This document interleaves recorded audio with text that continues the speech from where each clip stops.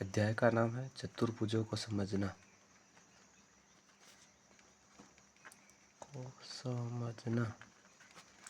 इसमें अपन पहले थ्योरी में पढ़ चुके हैं, अब एनसीईआरटी के सॉल्यूशन करेंगे।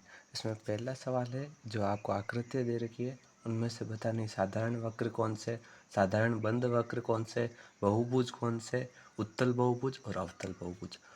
ठीक है, पहला सवाल है साधारण वक्र, यानी कि कोई भी आकृति हो सकती है। एक तो ये वाली आ जाएगी अपने, उसके बाद ये पतंग वाली आ जाएगी, उसके बाद ये वाली आ जाएगी अपने, उसके बाद ये आकृति आ गई, उसके बाद कौन सा चित्र दे रखा है, ये दे रखा है। इसी में ए हो गया, ये बी क्या दे रखा था, साधारण बंद वक्र, साधारण बंद वक्र। इसमें भी ये सारी आकृतियाँ आ जाएगी। क्यों? क्योंकि ये साधारण तो ये और बंद भी है ये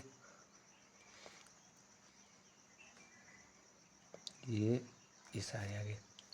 तीसरा था बहुभुज, यानी कि जिसकी दो या दो से अधिक भुजाएं हो, दो से अधिक भुजाएं, क्योंकि तीन भुजाओं वाला त्रिभुज हो जाएगा। बहुभुज यानी कि ज़्यादा भुजाएं हो, तो एक तो ये आ जाएगा, क्योंकि इसमें कितनी भुजा, 1 2 3 4 5। उसके बाद ये भी आ गया, इसमें भी 4 भुजाएं। उसके बाद ये आ गया, इसमें भी 1 2 3 4 5 भुजाएं। उसके बाद अगला है उत्तल बहुभुज। उत्तल बहुभुज मैंने बताया था, वह बहुभुज होता है जिसका एक भी कोण का मान 180 से ज़्यादा नहीं हो। ये भी 180 से छोटा, ये भी 180 से छोटा, ये भी 180 से छोटा, ये भी 180 से छोटा। ये आ गया उत्तल वाला।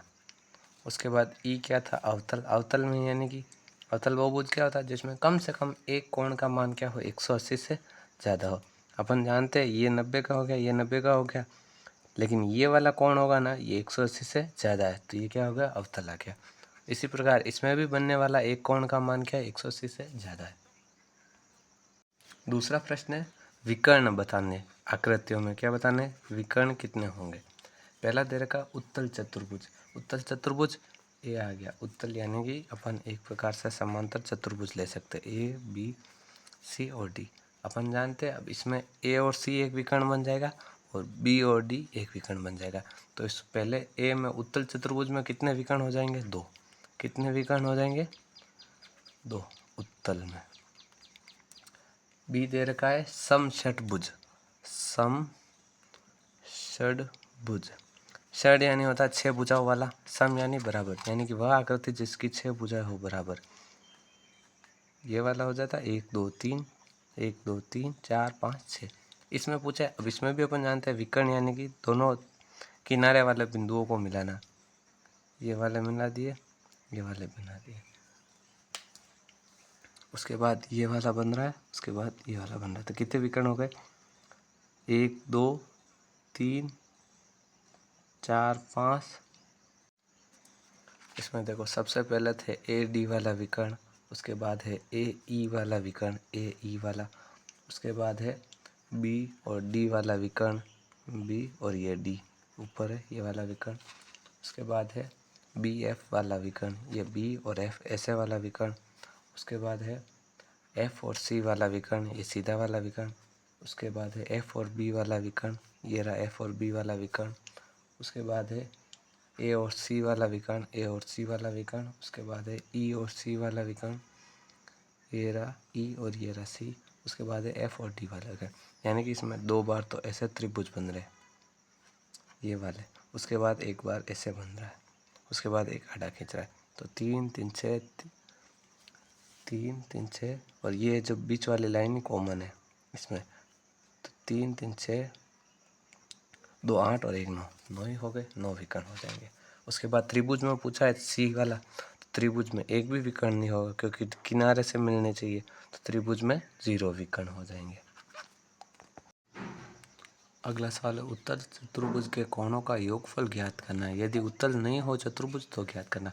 अपन जानते हैं उत्तल चतुर्भुज जिसका एक भी कोण का मान 180 से ज़्यादा नहीं हो, ये एक उत्तल चतुर्भुज है, ए बी सी डी। इसमें हमने एक विकर्ण ए सी खींचा है, तो ये क्या 2 त्रिभुज बन गए, इसके बीच में ये कोण हो गया ए, 1 नंबर, ये 2 नंबर और ये 3 नंबर। ऐसे ये वाला हो गया 4 नंबर, ये आ गया 5 नंबर और ये आ गया 6 नंबर। अब अपन जानते हैं इसमें angle A plus angle B plus angle C plus angle D, यानी कि चारों कोण ए बी सी डी, चारों कोण का मान कितना होता है? 360 होता है। ये किस में आता है? चतुर्भुज में। लेकिन अपन त्रिभुज के कोण योग गुणधर्म से, यानी कि त्रिभुज के कोणों का मान होता है ना, इससे अपन चतुर्भुज का निकालेंगे। तो ये त्रिभुज है ए सी डी, तो इसमें तीनों कोण कौन से आ गए? 1 प्लस 2 प्लस 3। ऐसे ही ये कौन से आ गए?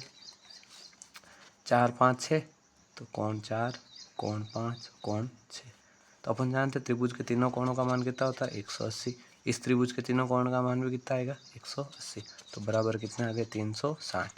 ये परिस्थिति कब है? जब उत्तल चतुर्भुज है। उत्तल चतुर्भुज है तब भी मान कितना है चारों कोणों का? 360। योगफल कितना है? 360।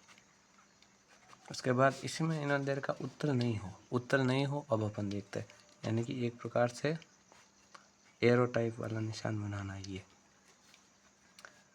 ए बी सी और ये डी, इसमें अपन एक विकर्ण खींचेंगे बी डी। सवाल को भी अपन को इसी तरीके से करना है। किस गुणधर्म से करना है? त्रिभुज कोण योग गुणधर्म।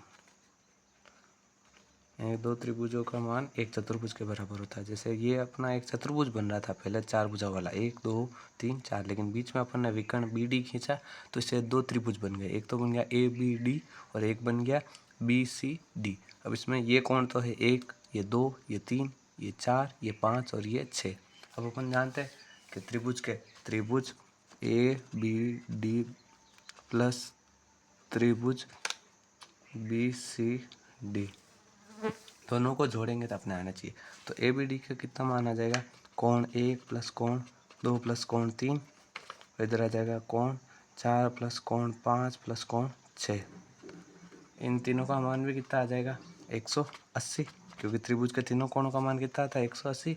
और इन तीनों का मान भी कितना आ जाएगा? 180। 4 5 और 6, ये 4 नंबर, ये 5 नंबर, ये 6 नंबर, क्योंकि एक त्रिभुज तो बन रहा है ये वाला और एक बन रहा है ऊपर वाला। तो इसका भी 180, इसका भी 180, दोनों को जोड़े कितने आ जाएंगे? 360। और अपना जो चतुर्भुज था पहले ए बी सी डी वाला, इस चतुर्भुज के चारों कोणों का मान भी कितना आ रहा है? 360। यानी कि बहुभुज एक चतुर्भुज के चारों कोणों का मान कितना होता है? 360, चाहे वह उत्तल हो चाहे उत्तल नहीं हो, दोनों में उसका मान कितना आएगा? चारों कोणों के योगफल का 360 डिग्री। चौथे सवाल में करना है आपको, जो आकृति दे रखी है इनको त्रिभुज में बांटना है और कोणों का योगफल ज्ञात करना। अपन जानते हैं सबसे पहले त्रिभुज है, त्रिभुज में एक त्रिभुज बन रहा है, भुजाएं कितनी है? 3, तो इसका तीनों भुजाओं का योगफल कितना आता है? 180 डिग्री। कितना आता है? 180 डिग्री। वैसे ये एक प्रकार की आकृति थी, इसमें बीच में विकर्ण खींचा।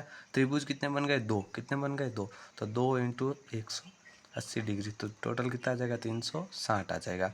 उसके बाद ये 5 भुजाओं वाली आकृति दे रखी, 2 विकर्ण खींचे, त्रिभुज कितने बन गए? 1 2 और 3, तो क्या आ जाएगा? 3 × 180 डिग्री, 540 आंसर आ जाएगा।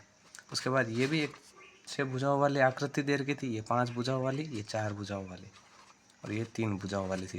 तो इसमें भी अपन ने 3 विकर्ण खींचे, तो त्रिभुज कितने बन गए? 1 2 3 और ये 4।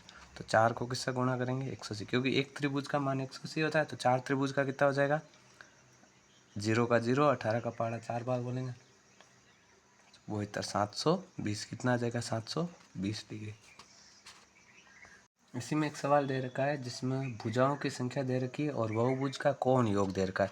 तो मान लेते हैं अपन भुजाओं की संख्या कितनी है? n। भुजाओं की संख्या कितनी है? n। तो कोण का योग कितना हो जाएगा? कोण योग कितना हो जाएगा? n - 2 × 180 degree. अब आपको ये सूत्र याद रखना है, यानी कि भुजाओं की संख्या कितनी है? n है, तो n में से 2 घटाना और उसको किससे गुणा करना? 180 से। अब आपको जितनी भी भुजाएं दे दे, मान लो सबसे पहले आपको n का मान 7 भुजाएं दे दिए, तो आपको क्या करना है? 7 - 2 × 180 डिग्री। तो 7 में से 2 गए, 5 बचे, 5 × 180 कितना हो जाएगा? 900 डिग्री। कितना हो जाएगा? 900 डिग्री।